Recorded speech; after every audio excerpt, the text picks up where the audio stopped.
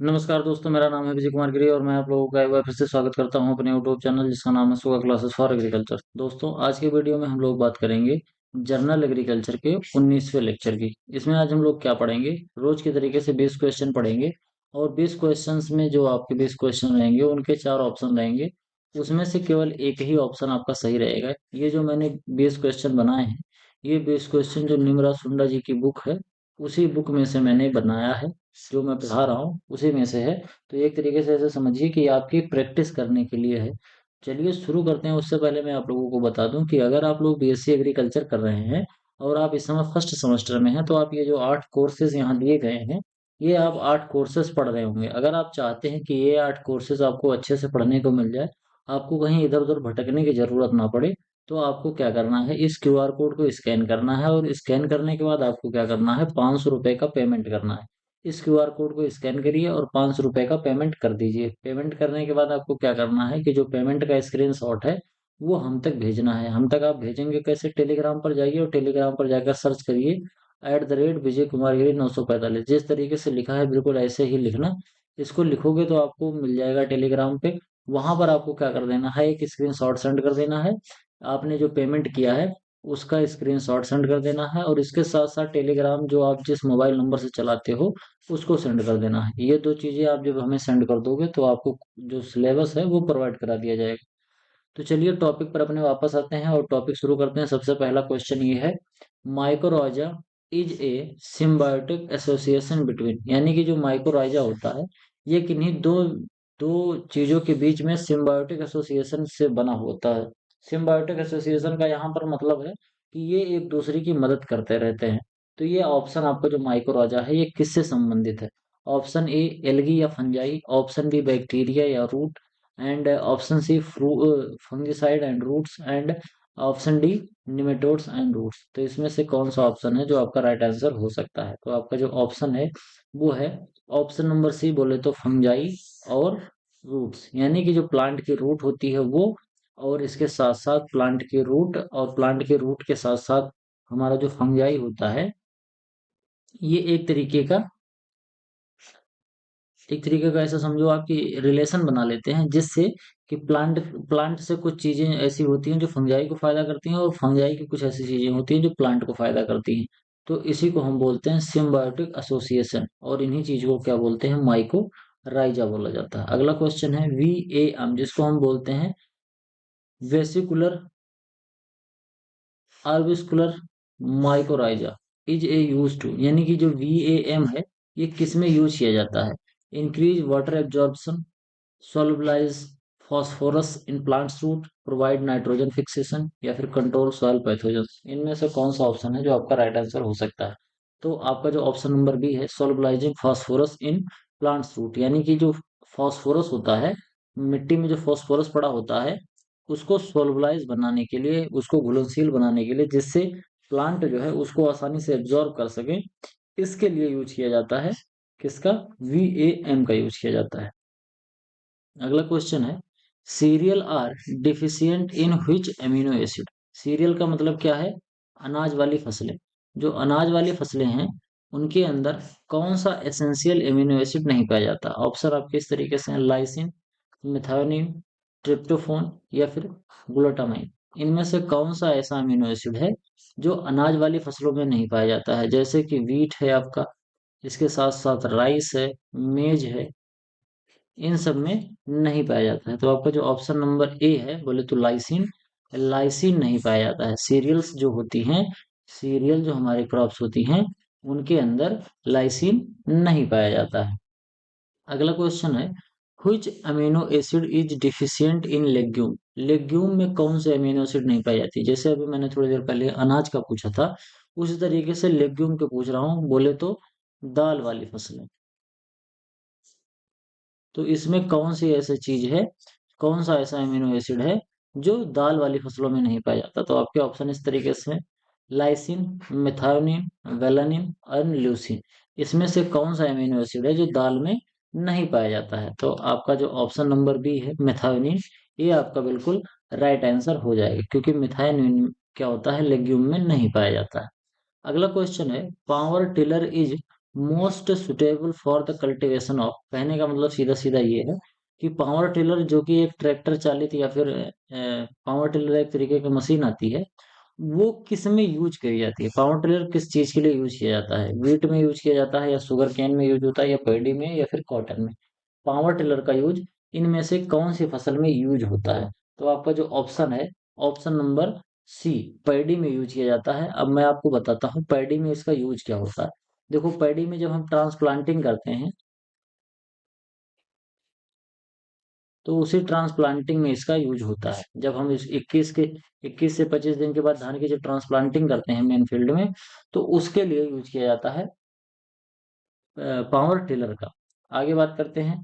और इसके साथ साथ पावर टिलर का यूज किया जाता है, उसमें बीच बीच में आप एक ध्यान से देखेंगे, जो ये होता है कि जो इसमें खरपतवार होते हैं धान में बीच बीच में खरपतवार जो निकालने के लिए यूज किया जाता है, उसको हम पावर टिलर बोलते हैं। ठीक। आगे बात करते हैं अमोनियम पॉलीफॉस्फेट। अमोनियम पॉलीफॉस्फेट जो होता है, ये इसके अंदर क्या क्या पाया जाता है? 12% नाइट्रोजन और फास्फोरस 45%, 15% नाइट्रोजन और 52% फास्फोरस 62%, या फिर 18% नाइट्रोजन 48% फास्फोरस, या फिर 20% नाइट्रोजन 55% फास्फोरस। तो इसमें से कौन सा ऑप्शन है जो आपका सही है? तो आपका ऑप्शन नंबर जो बी है, वो आपका बिल्कुल राइट आंसर हो जाएगा। 15% नाइट्रोजन पाया जाता है, और इसमें लगभग 62% क्या पाया जाता है?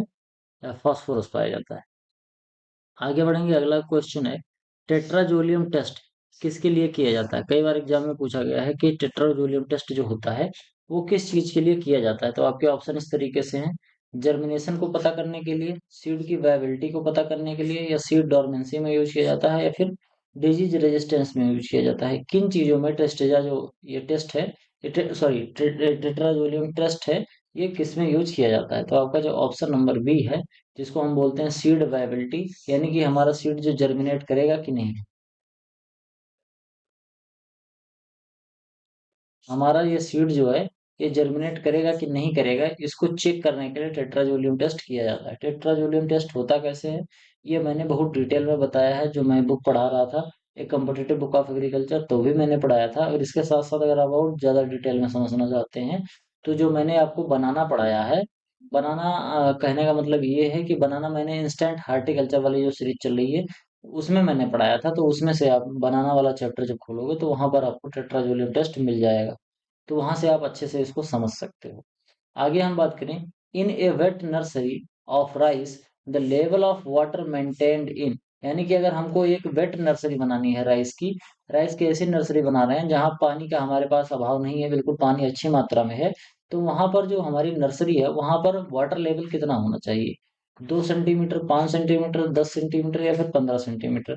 तो आपका जो ऑप्शन है, ऑप्शन नंबर बी, 5 सेंटीमीटर। यानी कि धान की जो नर्सरी हम बना रहे हैं, अगर वो वेट कंडीशन की है, यानी कि पहले हम पानी भर देंगे, उसके बाद तब नर्सरी को ग्रो करेंगे, तो उसमें 5 सेंटीमीटर पानी होना चाहिए। अगला है, the optimum depth of puddling in rice. Rice में जब हम पडलिंग करते हैं, पडलिंग का मतलब क्या होता है? पलेवा करना। पलेवा करना यानी कि जब हम अपने खेत में क्या करते हैं, अपने खेत में जब धान की रुपाई करने लगते हैं, तो धान की रुपाई करते समय हम क्या करते हैं कि उसमें पहले ट्रैक्टर से, उसमें क्या करते हैं, ट्रैक्टर चलवाते हैं, पानी भर देते हैं खेत में और ट्रैक्टर चलवाते हैं, तो उसी वाली प्रोसेस को क्या बोलते हैं? पडलिंग बोलते हैं। ऑप्शन इस तरीके से है। ऑप्शन ए, 5 सेंटीमीटर पानी होने चाहिए खेत में, 10 सेंटीमीटर पानी होनी चाहिए, 15 सेंटीमीटर पानी होना चाहिए, या फिर 20 सेंटीमीटर पानी होना चाहिए। तो जो आपका ऑप्शन है, ऑप्शन नंबर ए, 5 सेंटीमीटर पानी होना चाहिए। कहने का मतलब ये है, ध्यान से समझना, जैसे मान लो ये मिट्टी है, मिट्टी की ऊपरी सतह है, और यहाँ पर पानी का क्या है, पानी का लेवल है, तो यहाँ से यहाँ तक की जो ऊंचाई है, वो 5 सेंटीमीटर होना चाहिए। यानी कि जो खेत में मिट्टी है, मिट्टी के ऊपर 5 सेंटीमीटर पानी रहता है, और उसी में फिर हम क्या करते हैं, अपना ट्रैक्टर चलाते हैं। ट्रैक्टर के पीछे क्या लगा देते हैं, चाहे रोटावेटर लगा देते हैं, या फिर हम लगा देते हैं कल्टीवेटर, और इसके साथ साथ एक पाटा लगा देते हैं, उससे पलेवा होता है, उसी को हम पडलिंग बोलते हैं। अगला क्वेश्चन है, which layer of the atmosphere absorb ultraviolet radiation. जो हमको सन से अल्ट्रावायलेट रेडिएशन मिलती है, उसको अर्थ के ऊपर कौन सी ऐसी लेयर होती है जो अल्ट्रावायलेट जो रेडिएशन होता है, उसको एब्जॉर्ब कर लेती है? ऑप्शन है आपके इस तरीके से, ट्रोपोस्फियर, स्ट्रेटोस्फियर, ओजोन लेयर, या फिर मीजोस्फियर। बच्चे बच्चे को पता होगा, अगर आप भी थोड़ा सा ध्यान लगा के पढ़ते होंगे तो आपको भी पता होगा कि ओजोन लेयर जो होती है, ये सन से जो अल्ट्रावायलेट रेडिएशन आती है, जैसे आपका यहाँ पर सन है और यहाँ से अल्ट्रावायलेट रेडिएशन आ रही है, और यहाँ पर पृथ्वी है, तो पृथ्वी के ऊपर वाली जी ये इतनी जो सतह है, ये वाली ओजोन लेयर, ये इसको क्या कर लेती है, एब्जॉर्ब कर लेती है, तो जिससे हमारा क्या हो जाता है, अर्थ जो है वो, अर्थ की सरफेस जो है वहां पर अल्ट्रावायलेट रेडिएशन नहीं आती है। अगला क्वेश्चन है, the first Indian director of IARI, Indian agriculture research institute का पहला डायरेक्टर कौन था? ऑप्शन इस तरीके से, doctor RS Paroda, option B doctor MS Swaminathan, option C doctor B Vishwanath, या फिर ऑप्शन डी RK गुप्ता। कौन सा ऑप्शन है जो सही हो सकता है? तो आपका ऑप्शन नंबर जो सी है, डॉक्टर B विश्वनाथ, यही थे पहले इंडियन डायरेक्टर थे IARI के। आगे बात करते हैं, the most critical stage of irrigation in dry, sorry in wheat, wheat में यानी कि गेहूं की अगर हम खेती कर रहे हैं तो कौन सा क्रांतिक अवस्था होती है इरिगेशन करने की? Tillering stage, CRI stage, milking stage, या फिर फ्लावरिंग स्टेज? तो इसमें जो आपका राइट आंसर हो जाएगा वो हो जाएगा CRI स्टेज, जिसको हम बोलते हैं crown root root initiation, crown root initiation. तो ये जो स्टेज होती है ये सबसे इंपॉर्टेंट होती है, इसमें गेहूं में सिंचाई करने की सबसे ज्यादा जरूरत होती है। और ये कब आता है?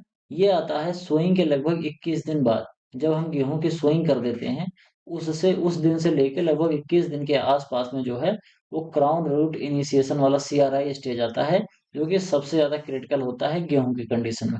अगला क्वेश्चन है, झूम cultivation is mostly found in, यानी झूमिंग जो कल्टीवेशन होता है, जिसमें हम क्या करते हैं, लैंड रोटेशन करते हैं। तो ये जो लैंड रोटेशन वाला सिस्टम है, ये किस में किया जाता है? ये कौन से एरिया में किया जाता है? वेस्टर्न इंडिया में किया जाता है, या साउदर्न इंडिया में किया जाता है, या ईस्ट इंडिया में किया जाता है, या फिर नॉर्दर्न इंडिया में किया जाता है? कहाँ पर किया जाता है? तो आपका जो ऑप्शन नंबर सी है, ईस्टर्न जो रीजन है, भारत का जो पूर्वी प्रदेश है, यानी कि जो सेवन सिस्टर स्टेट है, वहां पर ये ज्यादा किया जाता है। यानी ऐसा समझो कि आसाम के आसपास वाले जो एरियाज हैं, यानी कि जब भारत का हम नक्शा बनाते हैं, तो उस तरीके से यहाँ पर जो ये चाइना वाला ये बॉर्डर है, यहाँ पर जो है ये वाला जो चीजें हैं, यहाँ पर ज्यादा किया जाता है झूम कल्टीवेशन। इसके साथ साथ अगला को ऑप्शन है, the objective of sustainable agriculture, sustainable agriculture का जो मेन ऑब्जेक्टिव है वो क्या है? Maximum production, use of high fertilizer, maintain ecological balance, या फिर मोनोक्रॉपिंग? कौन सा ऑप्शन इसमें से है जो आपका राइट आंसर हो सकता है? सस्टेनेबल एग्रीकल्चर का मेन ऑब्जेक्टिव क्या है? तो आपको जो ऑप्शन नंबर सी है, मेंटेन इकोलॉजिकल बैलेंस, ये आपका बिल्कुल राइट आंसर हो जाएगा। मेंटेन इकोलॉजिकल बैलेंस ये सस्टेनेबल एग्रीकल्चर का प्राइमरी रीजन है। अगला क्वेश्चन है, plant growing in salt water are known as, salt water में जो प्लांट ग्रो किए जाते हैं, साल्ट वाटर में जो प्लांट ग्रो किए जाते हैं उनको क्या बोलते हैं? जीरोफाइट्स बोलते हैं, या मीजोफाइट्स बोलते हैं, या हेलोफाइट्स बोलते हैं, या हाइड्रोफाइट्स बोलते हैं?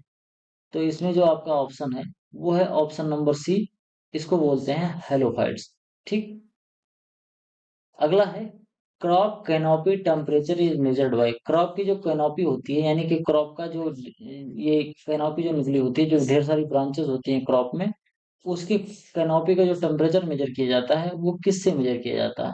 मर्करी थर्मामीटर से, या इंफ्रारेड थर्मामीटर से, या फिर बैरोमीटर से, या फिर हाइग्रोमीटर से? कौन सा ऑप्शन है जो आपका राइट आंसर हो सकता है? तो आपका ऑप्शन नंबर जो बी है, इंफ्रारेड जो होता है, इंफ्रारेड थर्मामीटर, इसी से आपका क्रॉप की कैनोपी का मेजरमेंट किया जाता है, क्रॉप की कैनोपी के टेम्परेचर का मेजरमेंट किया जाता है। अगला है, which hormone is related to drought resistant, जो हमारी ड्रॉट रेजिस्टेंट क्रॉप होती है उसमें कौन सा हार्मोन यूज किया जाता है कि हमारी जो क्रॉप है, जब पानी की कमी होने लगती है हमारी फसलों में, तो कई बार हम टेम्परेरी बेसिस पर थोड़ा सा एक हार्मोन आता है उसका छिड़काव कर देते हैं, जिससे हमारा जो फसल है उसका जो बिल्टिंग पॉइंट है वो बढ़ जाता है। कहने का मतलब हमारा फसल थोड़ा देर से सूखता है, पानी को थोड़ा रजिस्ट कर पाता है। कौन सा ऑप्शन आपका सही हो सकता है?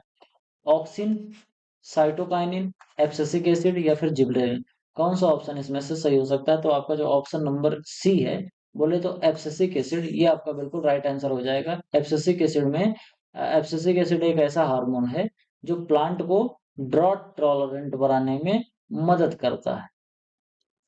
अगला क्वेश्चन की अगर हम बात करें, तो अगला क्वेश्चन है, the contribution of live stock of Indian GDP in India, यानी कि जो लाइव स्टॉक एग्रीकल्चर है, उनका इंडिया की जीडीपी में कितना योगदान है? 15.2%, 21.8%, 19.7% या फिर 35.5%? कौन सा ऑप्शन है आपका जो बिल्कुल राइट आंसर हो सकता है? तो आपका ऑप्शन नंबर 29.7 ये जो है, ये आपका बिल्कुल राइट आंसर हो जाएगा। अगला क्वेश्चन है, which element is available in both anion and cation form?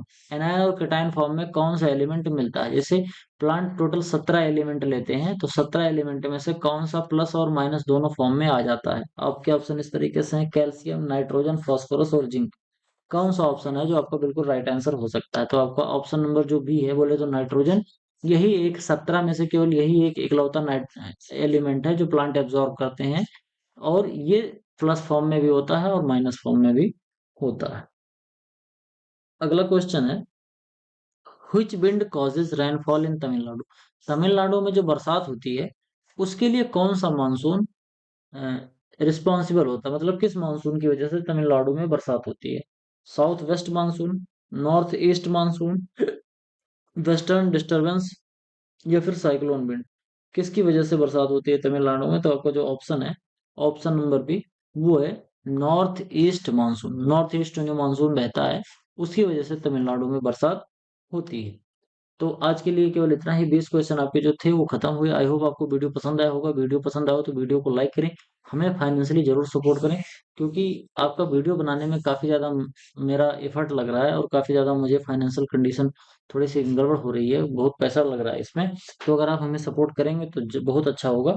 तो हमें सपोर्ट करने के लिए इस क्यूआर कोड को स्कैन करिए, जितना आप सपोर्ट करते हैं सपोर्ट करिए। वीडियो पसंद आया हो तो वीडियो को लाइक करें, चैनल पर पहली बार आए तो चैनल को सब्सक्राइब करें, अपने दोस्तों के साथ चैनल को शेयर करें। आपको जो भी सुझाव कमेंट बॉक्स में जरूर लिखें। मिलते हैं किसी दूसरी वीडियो में, तब तक के लिए इजाजत दीजिए। धन्यवाद।